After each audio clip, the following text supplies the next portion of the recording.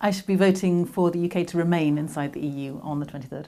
The top line reason for that is because I can't think of a single challenge that we face today, when you're thinking from the climate challenge or the refugee crisis or the power of transnational corporations or international terrorism. I can't think of one issue where we're going to have a better chance of solving it if we're on our own rather than if we're working with our European colleagues.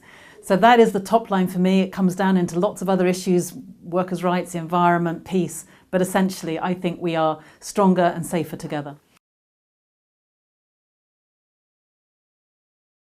Well, I hate TTIP as much as the next person, but the truth is that it's our government that is one of the biggest cheerleaders for TTIP.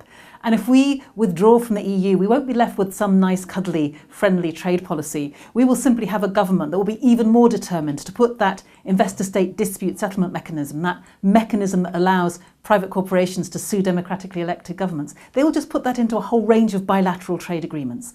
Our best hope of fighting TTIP is precisely by making common cause with the 250,000 people who marched against it on the streets of Berlin, the 3 million people who have signed a petition right across the EU, the French who are already blocking it. You know, right now TTIP is on its knees, and that is because of a united campaign right across the EU. I would agree that the EU is nothing like as democratic and accountable as I would like it to be. I would say the same, quite honestly, of Westminster. You know, we have a government that was elected on 24% of the eligible vote. So we need to make Westminster more democratic, and we certainly need to make the EU more democratic.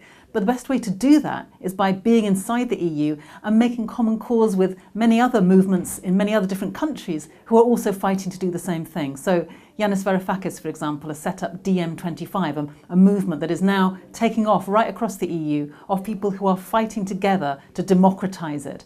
That is the best way to address the issue, not by taking our bat away and simply ignoring it.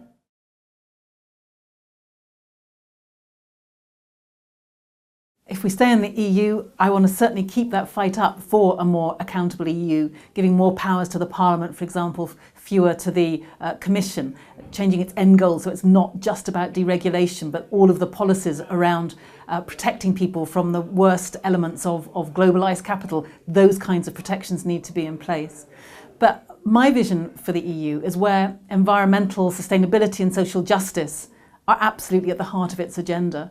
And right now, you know, the environment is a compelling reason to stay inside the EU. Our environmental protection, our nature is best protected precisely by EU policies. And if anybody thinks that our government would keep those policies, then just listen to what they're saying. David Cameron saying, get rid of the green crap. The Chancellor saying that our nature directives are ridiculous burdens on business.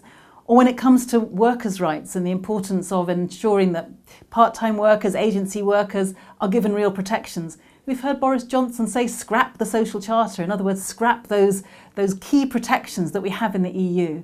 And so I think that for social reasons, for environmental reasons, for the reasons of helping to keep the peace on this continent for the last 70 years, all of those are good reasons to stay inside the EU, but to work with our colleagues right across the EU to make it more democratic and accountable.